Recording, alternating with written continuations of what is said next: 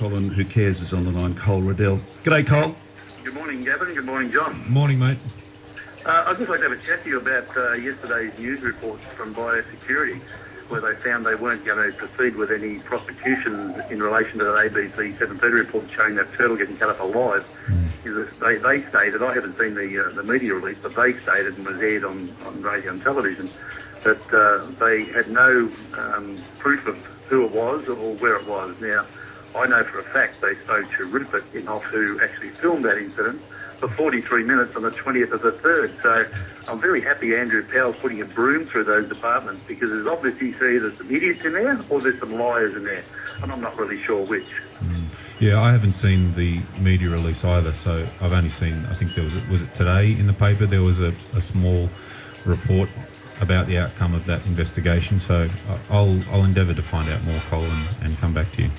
I think if they actually told the truth and said there was no cruelty laws prior to the 12th of September that was introduced by your government, it would have been factual. But to state that they had no witnesses and there was a bit of fuzziness about the location, well, there was actually the boat driver and there was Rupert who was there. Now, you can't get any more or better witnesses than eyewitnesses, so I think it's farcical. We've got tons more footage that was taken up there in those 12 days. They could have approached any of us. I did an interview myself, and they asked to speak to Rupert, and I wouldn't give him the phone number, but I texted him, and then he rang them because to keep his number private. But he did a 43-minute interview. So, you know, these departments are either incompetent or they're just full of liars and bum-sitters that actually don't do their job. Now, that was back in March. And it's an interesting point that you raised, Cole, about we only introduced the legislation on September 12, so I wonder whether it's retrospective or whether there weren't the provisions there when they were investigating it. But let me check that out. I also need to get your address off air, Cole, because I've got a present for you.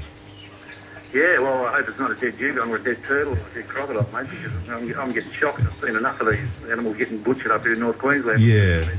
No, certainly the croc death is not good, not on. So I'm with you there, but we recognise that we are acting and we are sorting that issue out. But I think taking matters into our own hands is just not on. Yeah, well, John and I do differ on this with Bob Irwin, and Bob Irwin's all for relocation but never culling. But he said even if Steve was alive today, he and Steve would probably take about half of your allocation to empty just the Barron River. That'll take that long. And even then he wouldn't declare it safe because they're such masterful creatures of hiding themselves. So, you know, you got a big campaign going, John, so I wish you luck, but only with relocation, mate. And it's interesting, that's a very good point that I know Michael Trout and I are pushing and do want a zero tolerance approach in the built-up areas. But you make a very good point, is that people still can't relax. People still can't forget about being croc aware. It doesn't matter whether you think that you've removed every croc. As you've just said, you always have to imagine that there is a croc there, particularly in those small tributaries and rainforest type rivers. You know, you're never going to absolutely be able to guarantee 100% that there are no crocs if you declare a zero tolerance zone. It's not to say that we don't need to remove crocs when we see them, but we still need to be incredibly aware of the potential danger. Yep, I was walking around my farm in Victoria for 17 years, and I would walk around in the dark because I was aware of the brown and black snakes and copperhead snakes and tiger snakes. I also was aware, if I went to any beach in Victoria, that there was a shark that might eat me if I fondled around in the shallows. A blue ring octopus might kill me. You know, we're all aware of the dangers. It's up to people to get croc-wise, shark-wise, snake-wise. And I do agree with John that taking out the cities, but you need to have a crew here full-time and remove them out of all the little tributaries and the beaches.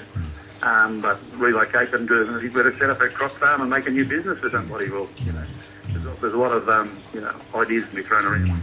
And as Warren Ench has said, and I've spoken to him about, is that we've received quotes from private operators to come in and remove crocs, but it's just beyond any, reasonable money that is available, because, as Warren says, the big crocs are of no value to croc farms. They just become effectively zoos. So, you know, we would like to see, and we're still investigating this. We think that there is value, as Warren says, in egg collection, for example. That's where farms really can see some value. But it's working through these issues. Trouty and I met with the Mayor yesterday on a range of issues, but crops were obviously one of those. And the Council, I think within the next 10 days or so, is submitting a report to the Minister Powell, and just identifying some of the hotspots and some of the, I guess, the wishes for zero tolerance areas. And the other point I need to make now is that as a part of that process in the next 2 weeks, anyone and everyone can contact my office, can contact the councillor with their input into what they think the crop management plan should be, or whether they can identify areas that absolutely need urgent attention. So I encourage everyone to concerned about the issue to have that input. We'll have Bob Irwin and Greg Hunt up probably in studio, I think, next Wednesday. Excellent, excellent. You can see a view on the crocodiles, dugongs, turtles, and any other issue, because he was willing to share his expertise. Oh, great news. Good on you, Cole. All right, mate, thank you. That's Colin Who Cares, Colin Ridell.